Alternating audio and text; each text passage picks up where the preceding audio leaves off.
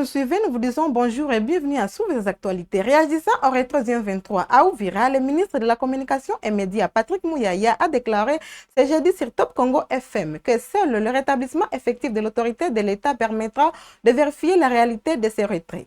Il a réaffirmé que le gouvernement reste vigilant face aux agissements du 23 et de ses soutiens. Il est dans cet extrait. Le retrait, c'est une opération qui doit être vérifiée. Par qui? Par qui? Mais justement, justement, dans le contexte où Tozanango, Naouta Bino Awa préalablement, parce qu'il n'y a pas de MONUSCO à Bukavu. Oui. Il n'y a pas de MONUSCO à Bukavu. Et donc, Bango ba condition Oyo Baché, c'est des conditions qu'on ne peut même pas considérer. Ça veut dire que Oyo Bango il faut basala Ezaka Kaba Bima. Bimi, Bakei, on même pas resté à 5-10 km, non. La vérification du retrait et qu'au salama, ceux qui ba autorité na biso bazongi sur place. C'est là que ça va donner la preuve à tout le monde que Babimi. Oyozi tiki civil. Oyozi, on a biso Tozaka à 2 km. Tozaka à 5 km, ça c'est pas le retrait. Et ça, Kozalaka à Pembeni. Et puis ceux qui bâti qui déjà ba infiltré. On connaît la méthode. Ah non, Bakoboma Batu. Et puis bakoseli bawazalendo nde mikolo pe bazo préparer na yo toyoki na ba information mususu bazo préparer bango moko ba rwandais une attaque qui vont attribuer aux FDLR au Rwanda pour na olobake biso to attaquer bango. Donc c'est toute cette vague de manipulations pour laquelle nous demandons à nos populations d'être vigilants. Muto ko saoté ceux qui retraitent est vraiment effectif les mouvements des populations à Uvira. La population vit dans la peur. La population vit dans l'intimidation. Le conflit armé en RDC n'épargne pas les Rwandais et les Burundis. Le ministre rwandais des Affaires étrangères, Olivier Nduhungirehe, a confirmé sur France 24 que des discussions ont eu lieu le week-end dernier entre les responsables de la sécurité du Rwanda et du Burundi. Selon le chef de la diplomatie rwandaise, ces échanges sont encourageants et laissent entrevoir un espoir d'escalade des tensions régionales. Suivez. Est-ce que vous êtes aussi en contact avec la République démocratique du Congo et le Burundi? Est-ce qu'il y a une rencontre de prévue entre les trois parties, notamment avec ces derniers développements à Uvira? Nous avons un cadre de discussion avec la RDC, qui est donc le cadre de Washington. Nous espérons que les réunions suivantes du mécanisme conjoint de coordination sécuritaire sera réactivée pour discuter de la voie à suivre dans la neutralisation des DLR et pour la levée des mesures rwandaises de défense. Pour le Burundi, une réunion s'est tenue ce week-end entre les services de sécurité des deux États pour parler de la désescalade. Et nous pensons que si ces réunions se poursuivent, que nous allons nous entendre sur une voie de sortie et pour une désescalade régionale et la réactivation des accords de paix. À Mambasa, dans la province de l'Ituri, autrefois marquée par une forte insécurité due à la présence des groupes armés, le groupement Karaï et Yedi connaît aujourd'hui un climat de paix, fruit des efforts opérationnels soutenus des forces armées de la République démocratique du Congo, FARDC.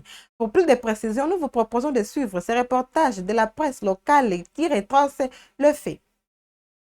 Autrefois foyer d'insécurité, le groupement Karani et Yedi, situé dans la chefferie de Walese-Karo, territoire de Mambasa, retrouve aujourd'hui leur quiétude. Cette accalmie est le fruit des efforts de l'administration militaire de l'Ituri sous le commandement du lieutenant-général Ubuyanka Shomajoni, qui a si restauré la paix dans la région. Ce climat de stabilité a permis le désenclavement de ces entités grâce à la réhabilitation des routes ainsi qu'à la construction des et des centres de santé. Ces travaux ont été réalisés par la société SMEC Dingdang appartenant au dignitaire d'État Saïd Chichombo avec la reconnaissance de Sa Majesté Hélène Lekou Apobo. Je commence par remercier le gouverneur militaire Luboyaka Chama parce qu'avant, ces villages étaient insécures. Des groupes armés venus de Ndjougou menaçaient notre entité. Pour le moment, grâce aux efforts du gouverneur, nous sommes en sécurité. On a même déployé des militaires Et actuellement, nous vivons à paix. Il n'y a plus de tracasseries comme avant. Dans une déclaration à la presse, cette autorité coutumière a appelé la population locale à soutenir activement le service de sécurité et de défense face aux menaces persistantes des ennemis de la République. En tant que chef de la chefferie de Walese-Karou, je demande à la population d'être en collaboration avec le service de sécurité afin que nous prenions des mesures pour cette situation. Soulignons que Sa Majesté Hélène Lekou Apobo est la seule femme à occuper la fonction de chef coutumière à Ituri, incarnant ainsi l'esprit de la résolution 1325 des Nations Unies qui promet l'égalité de chance et la participation des femmes au processus de paix. Ce jeudi, Beni a accueilli le lancement symbolique de 26 projets de construction d'infrastructures socio-économiques dans le Nord Kivu. Le signal de départ a été donné par le vice-gouverneur policier basé à Beni, commissaire divisionnaire Louis Segon Karawa. Ce projet réalisé par le projet Starest est financé par la Banque mondiale concernant principalement la concession d'écoles et de centres de santé. Reportage.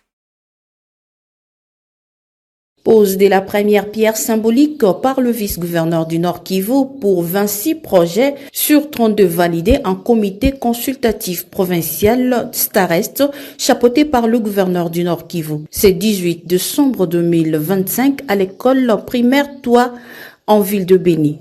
11 centres de santé et 9 écoles seront construites dans le cadre du projet Starest financé par la Banque mondiale.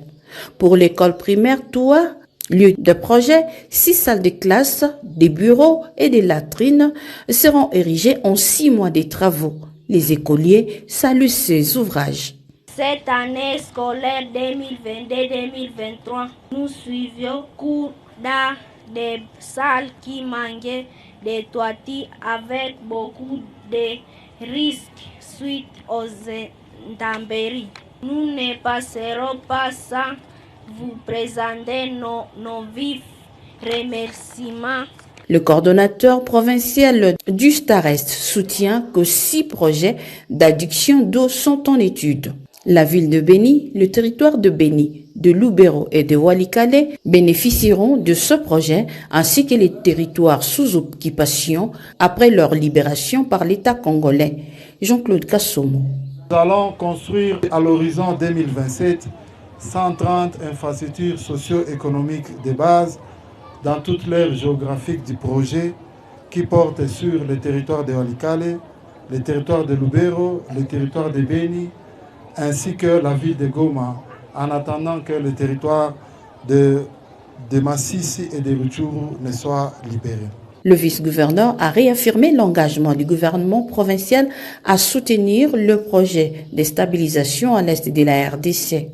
Le gouvernement provincial du Nord Kivu réaffirme son engagement d'accompagner le projet Starest à atteindre des résultats concrets au grand bénéfice des populations au nom desquelles il agit.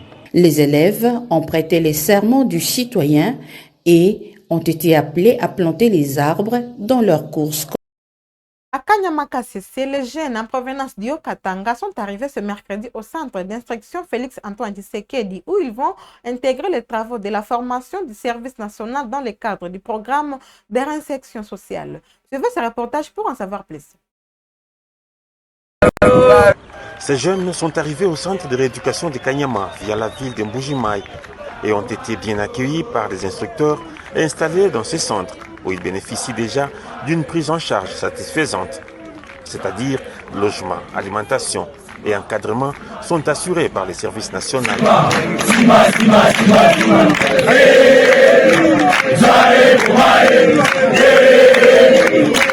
Signalons parmi ces premiers groupes figurent des volontaires et aussi certains amenés par leurs parents.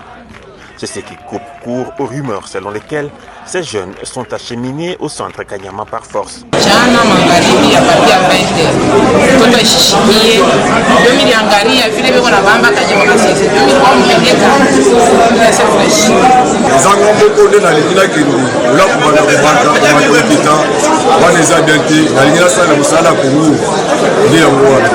Je